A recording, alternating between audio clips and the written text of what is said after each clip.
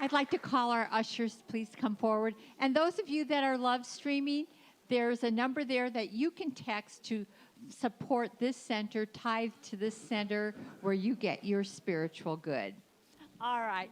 So as we're ready now to give our offering to the center, let's say our offertory prayer together, please. I offer this gift with joy and gratitude.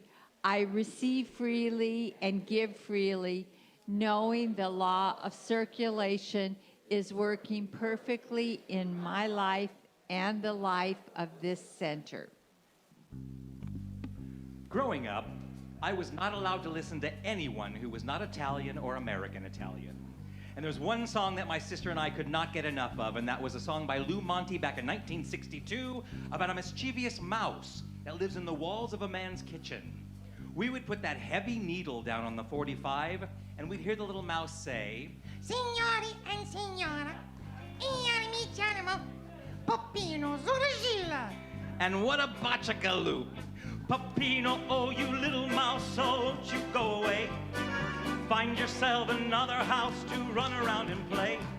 You scare my girl, you eat my cheese, you even drink my wine.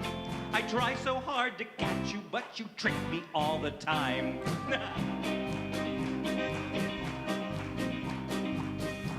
Tonight I'll catch Peppino, I will leave a glass of wine. I'll wait until he drinks it and he's drunk and feeling fine. That is when I'll sneak upon that drunken little mouse. I'll grab him by the tail and then I'll throw him out of the house. Peppino Zulagila me vatta scupari, mannaggia Zulagila e cose nadai. Stusera in the cucina in the Peppino gelasa, quando sembra a Peppino giangapà. Dr. Laura. The other night I called my girl, I asked where could we meet. I said let's go to my house, we could have a bite to eat. But as we walked in through the door, she screamed at what she saw. There was little Peppino doing the cha-cha on the floor. Peppino, you little mouse, so won't you go away? Find yourself another house to run around and play. You scare my girl, you eat my cheese, you even drink my wine. I try so hard to catch you, but you trick me all the time. By day I cannot find him and I don't know where he is. But once the sun goes down, Peppino thinks the house is his. From eating all my food, Peppino's grown so big and fat. He dances through my kitchen and he even scares my cat. Peppino Zulagila me vatta scumbari, mannaggia Zulagila e cose nadai. Tu sera in la cucina e tu Peppino già la sa, quando sembra a Peppino giangapà. Grazie, grazie.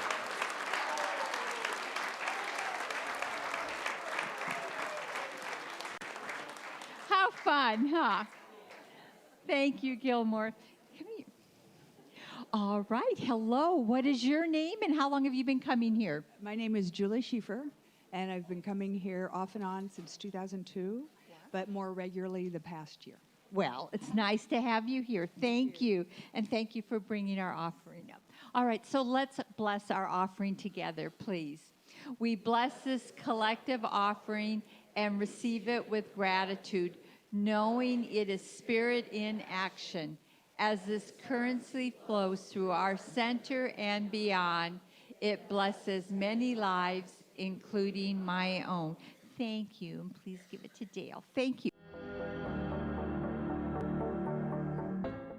All right, so we're on chapter 3 in the Science of Mind. The Science of Mind textbook, where the first 3 chapters are basically the foundation of what the rest of the book is written about. Tonight, look at Rob already in the evening. Today, we're talking about what does it do. And when we refer to it, we're talking about synonyms for God. You can call it spirit, you can call it God, whatever you want to call it, that's what it is, all right? So, what does it do? It does everything. Are you ready? Proper point of view. Let's have one. These are all from Dr. Holmes quotes, with the exception, I threw a couple Martin Luther King things in because tomorrow's Martin Luther King Day. All right, here we go. The arrogant have not perceived the simplicity of faith, but the pure of heart see God. We have made a riddle out of simplicity. Therefore, we have not read the sermons written in stones, nor interpreted the light of love running through life. Now, Dr. Holmes really, this was written in 1927, he really starts to depart from traditional religions. Because here's the deal. I was cable cruising the other day, and I ran across one of those evangelical ministers. You know, the ones with the big hair? You know what I'm talking about? And he was telling everybody who to love, who not to love, right? He was pointing his finger and telling people, now this is the way we're supposed to act. As these kind of people, this is what we do. And he was pointing his finger and saying, this is what that is. And I'm thinking, wow, how spiritually arrogant can you be? Sorry, Judge Judy here. Could I be Judge Judy for a minute? Just a little bit. How spiritually arrogant can you be? To tell somebody who they can love and how they can love. Who are we to tell people that? So they've made a riddle out of the simplicity. If people actually looked at what the teachings of Jesus actually were, for the first 400 years after Jesus died, they taught love and unconditional love and not being judgmental. Now, that happened until some people got in touch with the documents and started changing the words around to control people by throwing fear into the scriptures. Does that make sense? And so next thing you know, they've made a riddle out of the simplicity of love. Jesus hung around the most fun people. He hung around the sinners. You know? And people, sinners, I mean, I don't call them sin. I call that a great time. How can I identify with that idea that this is a sin when it's fun? Anybody else? Really, 12 people. The rest of you are... Yeah, okay, this is pretty sad. So, but that excited me. So the last line in that paragraph said this: to return to a sane simplicity is one of the first and most important things to do. The two key words in there begin with S, sane simplicity. Do you feel like sometimes you look around the world and you go, oh my God, I'm going insane? People around me are insane. Anybody?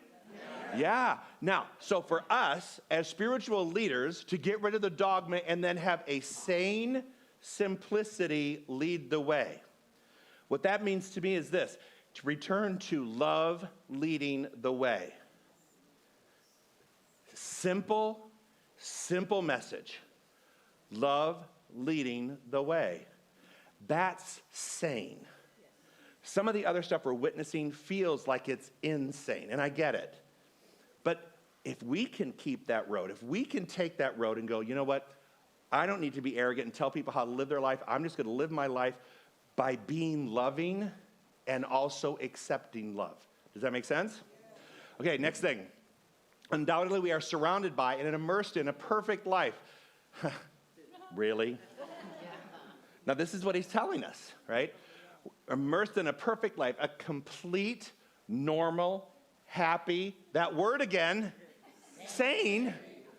What the hell? There's something obviously going on. Sanity is important. Sane, harmonious, and peaceful experience.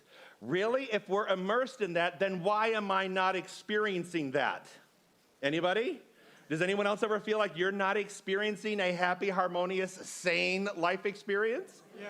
Yeah, okay. So what it means is this: the universe doesn't move, we do. The universe is always being the universe. God is always being God. We're consistently being shown a way that we could exist or coexist in this idea, but several times, many times in my life, many times in a day, many times in an hour, I don't believe that to be true. And so my experience then reflects that I don't believe in the truth. So I'm not experiencing all that I'm eligible or able to receive because my mind shuts it down. Does that make sense?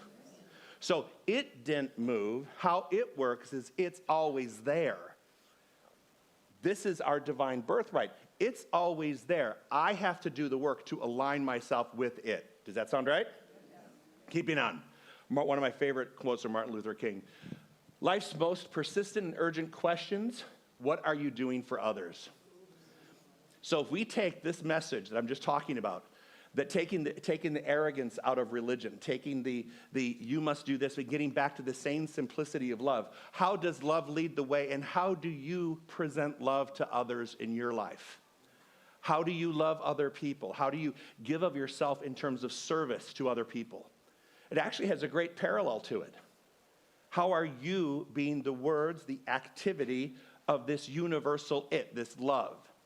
How are you doing that to serve other people? Or are you just trying to take care of your life and your life only, or people in your immediate circle? You're not looking at the global idea. Does that make sense? So I like what Martin Luther King has to say there. But here we go. But only as much of this life as we embody will really become ours to use. As much as I can embody, that's how much I can use. My problem has been, and maybe you've experienced this yourself, many times I limit how much I'm going to achieve. I can only embody so much because I think I'm not worthy of having more than that. Or because I've had situations in my life, it's not supposed to happen like that for me. But we have to transcend this idea of worthiness and say, look, how much of life can I have it? As much as I can embody. Now, what does it mean to embody it? What does it mean to really embody it? The concept is wonderful and fraught with tremendous significance. It has bound up our hopes and fears, our expectations, and our future and present realizations. Why is that? Why are we bound up with this idea that I can't embody this? Because it doesn't say just learn it. It doesn't say just read about it. It doesn't say just go to a class and learn more about it. It means I have to embody it. I have to really live from that experience. My words, my actions, my deeds all have to reflect that which I'm learning. The problem is many of us do too much learning and not enough doing. Does that make sense? We think we're searching for some awakening. This process, I'm searching for something. You know what? You've probably been exposed to all the things that you need. You just aren't using them. You just haven't embodied them enough.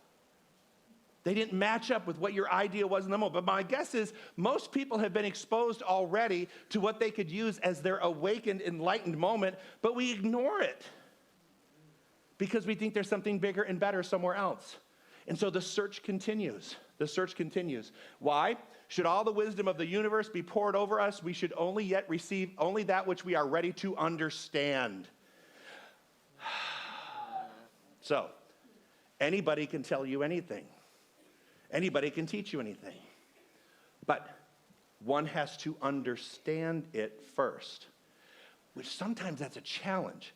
Sometimes understanding this whole idea of metaphysics is a challenge because it goes against the grain in which we were raised. And not only that, it goes against the grain of people around us and how they view religion. Are you with me? Yes.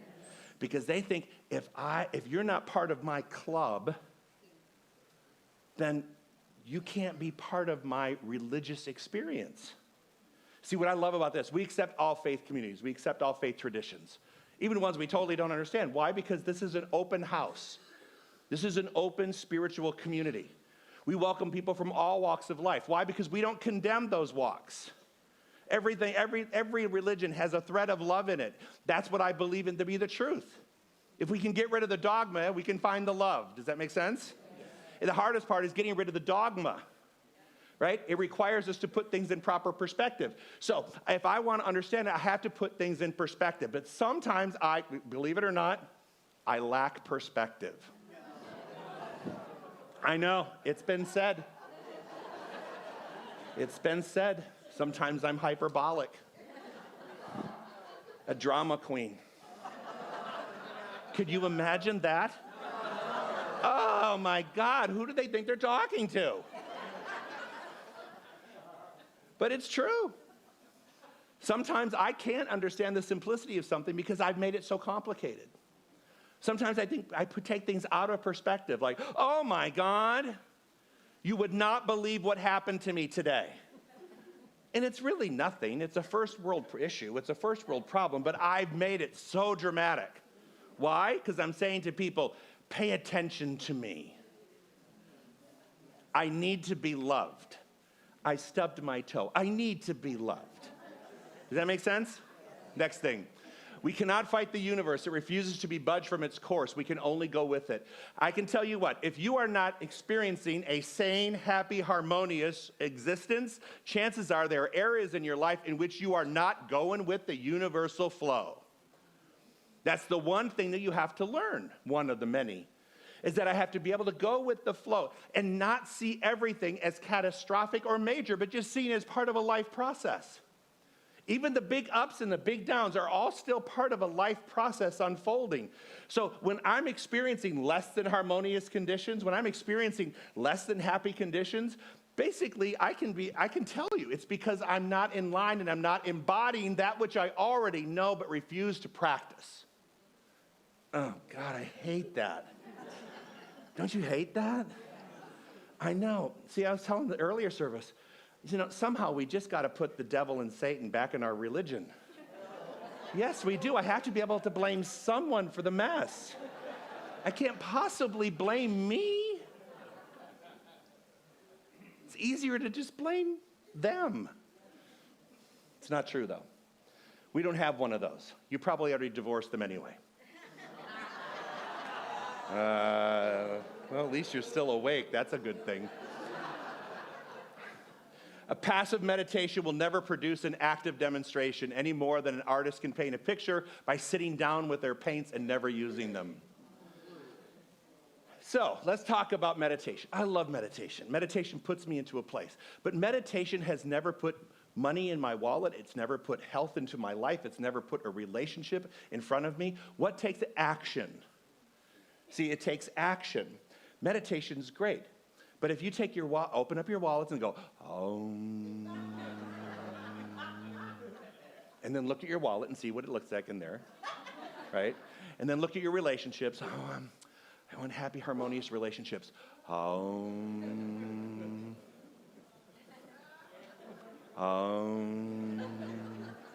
Your health, same thing. No, it requires action. All thoughts become things through action. Does that make sense? Yes. Okay, so it's not about passive meditation. It's about using meditation, using spiritual mind practices, but also doing, in other words, not just reading or learning, but doing. How it works, it's been working you your whole life. You've been working it your whole life. Now, you need to look at that. I need to look at that and go, what do I need to tweak in this thing that I've been working so my life reflects more of what I want and less of what I don't want? It doesn't mean I'm not going to have things happen. It doesn't mean that I have this Teflon coating around my life experience where everything's just going to fly off. No, things are going to still upset me. Things are going to still happen, but it's how I treat them when they come in. It's how I categorize them. It's how I label them. It's how I begin processing that energy. Does that make sense? Yes. All right. Faith in a certain specific statement has power consciously to oppose, neutralize, erase, and obliterate the opposite mental attitude. It's all in how I define it in one sentence. Why do you think we teach affirmations? Affirmations are taught so that we can shift our energy around a certain situation. One sentence can change everything for the good, and one sentence can change everything so my life sucks. It all depends on what sentence I choose to pay attention to and give my energy to it. Holmes didn't say this, but I said the infinite knows how to edit the pain, the rain, and the physical pain. The infinite knows how to edit that because the infinite has a mental equivalent for everything to be healed or cured, right? Or a condition to change. When I begin to doubt that the infinite has that, I'm forgetting what God really is. Go back to the first part. What is it? Happy, harmonious, sane, healthy, all those things, right? So if that's what God is, and that's my divine birthright, then when I'm not in alignment with it, I have to realize that there is something that can edit that, and I need to use that editor. Does that make sense? Yes. Good. Here we go. The mystery of which most people surround the search for truth relative to this principle is not read out of it, but is read into it. What does that mean? It means this to me. It's very simple. Every time I read a book, every time I hear a teacher. Every time I even hear myself talk on a Sunday morning, I listen, I go, how does this, it's not about what he's reading. It's not what I'm reading, right? It's how I'm reading my life into the words. It's how I'm defining my life experience by words that are being spoken or written. It's how I read into it, not out of it. It's how I read into those things. I love that about taking a class. You can read a sentence in a book, and you go, oh my God, this applies to me. This applies to my relationship. This applies to my health. It goes to my creativity, my work, whatever. It applies to me. And I can read my life into those words, and that's a brilliant moment, right? That's a moment of brilliance, because that's when you begin to say, okay, this I can embody. I may not be able to embody all the things that I teach here on a Sunday. You may not be able to embody it, but let's pick a couple things each time we show up that we walk out and have some sort of a little nugget to chew on that will change your outcome. There's a lot of stuff that's said here on Sundays. The PowerPoints are full of information. The messages, they're endless. But the couple things, can I read into them? And can I see myself in them? And if I can see myself in them, am I prepared, ready, and willing? And I know I'm able. Am I prepared, willing to do what needs to be done? Does that make sense? Yes. All right. Next one. Oh, I love this one from Martin Luther King. Boy, I tell you what, this is fitting right now. The ultimate measure of a man is not where he stands in moments of comfort and convenience, but where he stands at times of challenge and controversy. Yeah. It's really easy to be comfortable when things are easy. It's really to have kind of a great energy and a great vibe when everything's kind of working out. But the true test of whether you've embodied this is when your house gets turned upside down. If your relationships get turned upside down. If your finances get turned upside down. If your health gets turned upside down. That's the true test of your faith. That's the true test of our faith. The measure of who we are and how much we've really learned and are willing to put into practice at that split second. Keep in mind, it's that 1 second. I just thought about this. It's always the seconds following an incident. Hear me out. Doctor comes in and says to you, this is what you have. This is what the ink on the paper is telling me. And in that 1 second, your mind begins to process everything from complete healing to death. Do you know what I'm talking about? Yeah? And so in that one moment in time, I begin to label, define, and actually initiate the sequence of experiences that are about to follow in my life. In that one moment in time. And then, then we spend many moments regretting that we even made that call to begin with. Like we went, oh my God, why was I thinking that? Now I have to deprogram my thinking and reprogram it rightly. Does that make sense? Yeah. But I want you to think about in those moments where things are clearly definable, what is your response? Because it works to the level of your embodiment and belief at that split second. And that starts the initiation and the rollout of your plan. So be very careful when we hear things to not go into the labeling process immediately. We have to, in England, over the subway, what do they call this? The tube, the subway. The tube thing. It says, when you get onto the subway thing, it says, mind the gap. Remember? We have to create a gap before we define something. And then in that gap, we have to decide, how do I want this to play out at the end game? Which is why we vision. Which is why we teach a visioning class. How do I want this to play out? What is my vision for this? Am I going to define this in that split second, or am I actually going to go into a spiritual process and go, you know what? It may say these words on a page, but I can tell you, I can point to people in this room who saw words on a page and who walked away and have been completely healed. They didn't do what the one doctor said. They chose a different modality. They chose to be more, stand in their own power and authority and wisdom. And you know what? They're still here talking about it. So for every person that you can point to, I can point to another one who said, no, I use this. I use this to live my life on my terms. Does that make sense? Yes. All right. How much of the infinite good is ours? All of it. Do you believe that? Yes. No, you don't. There's no way in hell you do.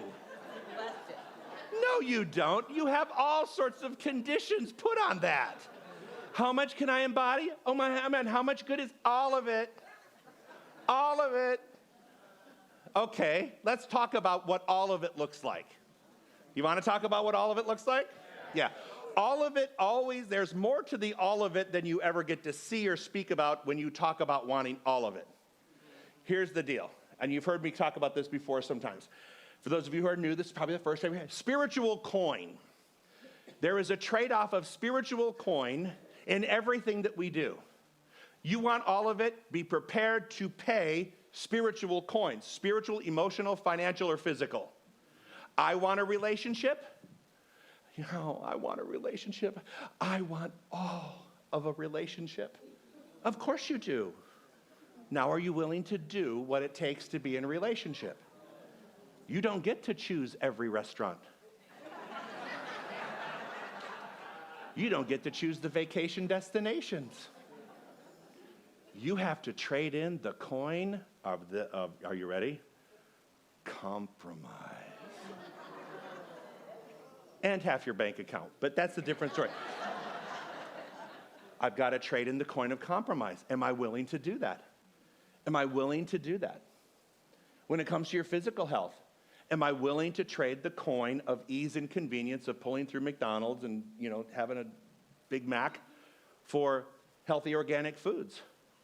Am I willing to spend more money on foods that are healthier to get the health? There's a coin, right? Then I want to have a nice body. I want to have a healthy body. Well, you're not going to that into being. I have tried, honey, and my waist continues to go up. I'm a 32.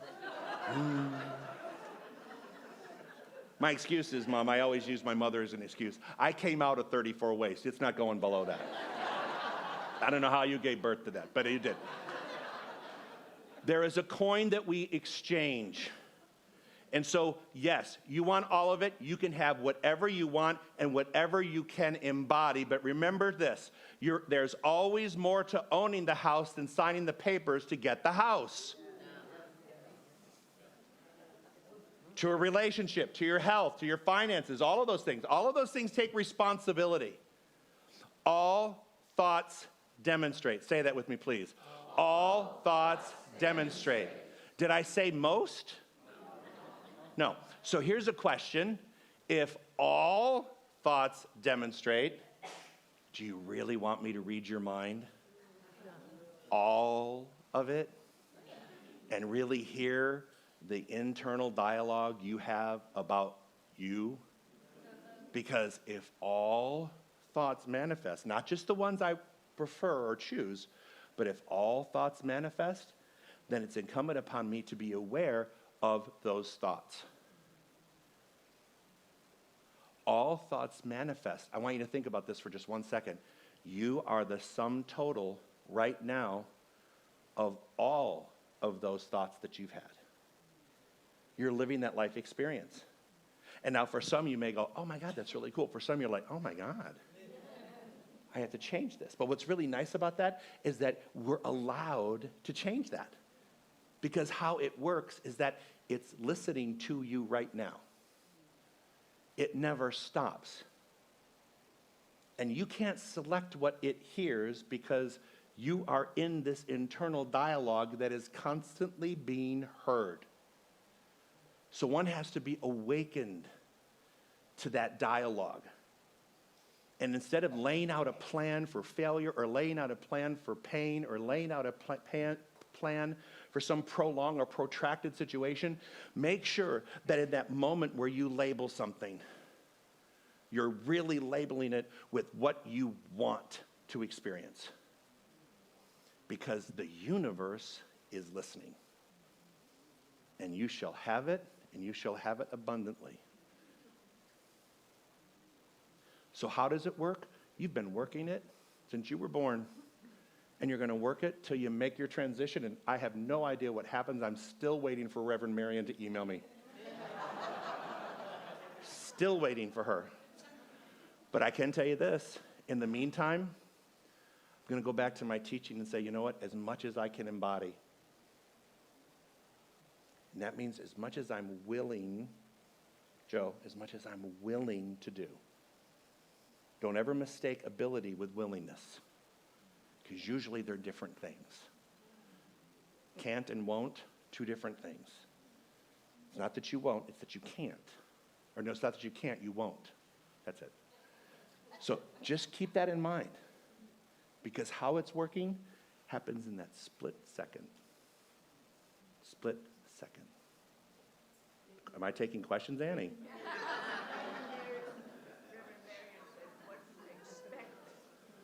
Yeah, Reverend Marion always did. She said, what you expect, you get. And she would always say in her prayers, with a great sense of expectancy, I seal my word in truth. And basically, that's what I'm talking about. That one split second. Isn't that weird? And this takes out, and this little decision right there plays out on so many different levels. Right there. Let's just be aware of it. So, in your lesson, everybody, thank you so much.